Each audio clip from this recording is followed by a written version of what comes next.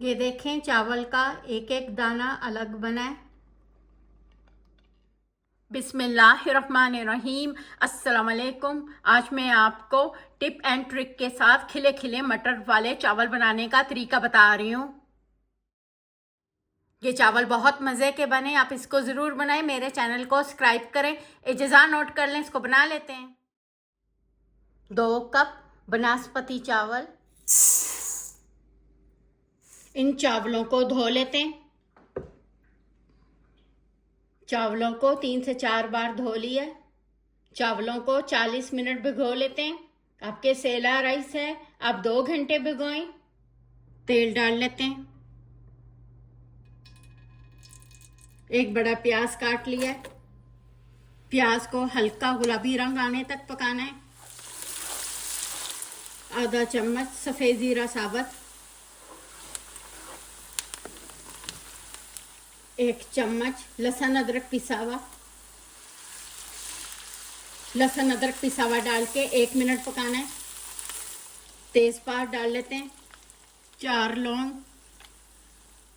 बड़ी इलायची 1, सब्ज़ इलायचियाँ 2, दालचीनी, काली मिर्चें साबुत 7 से 8।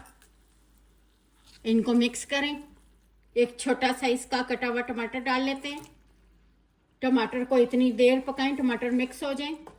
अगर आपने टमाटर नहीं डालना आप मत डालें। सूखा धनिया साबुत 1 चम्मच, सफ़ेद ज़ीरा पिसा हुआ आधा चम्मच, गरम मसाला पाउडर 1 चमची, आधी चमची काली मिर्च पिसी हुई, 5 सब्ज़ हरी मिर्चें, 1 चम्मच दही डाल के मिक्स करें।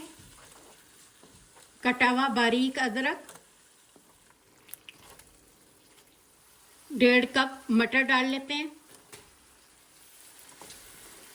1 चम्मच नमक, थोड़ा सा हरा धनिया। मटर डाल के 5 मिनट पकाना है। 2 कप चावल है, 4 कप पानी डाल लेते हैं। ये दूसरा कप भी डाल लिया। नमक चेक कर लें, नमक कम है, आधा चम्मच और डाल लेते हैं। आप अपना नमक अपनी ज़रूरत के मुताबिक डालें। इसको कवर करके इसको उबाल लेते हैं। चावलों को छानने में डाल के 10 मिनट रखेंगे, चावलों से पानी निकल जाए। इसमें चावल डाल लेते हैं।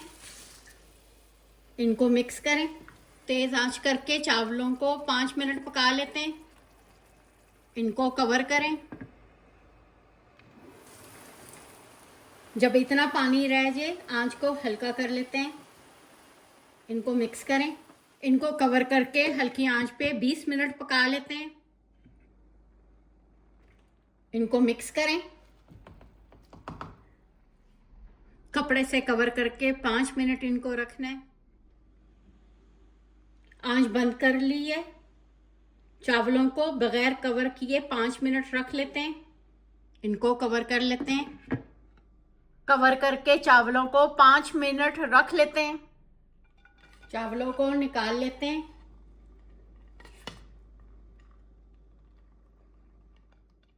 ये पुदीने की चटनी डाल लेते हैं। आपको जो भी चटनी पसंद है आप उसके साथ आप सर्व कर सकते हैं। चावल बन के तैयार हो गए। आप अपनी तमाम अज़्ज़ा अपनी मर्ज़ी से कम ज़्यादा कर लें। आपको मेरा तरीका पसंद आया, मेरे चैनल को सब्सक्राइब और लाइक करें। शुक्रिया। खुदा हाफिज़।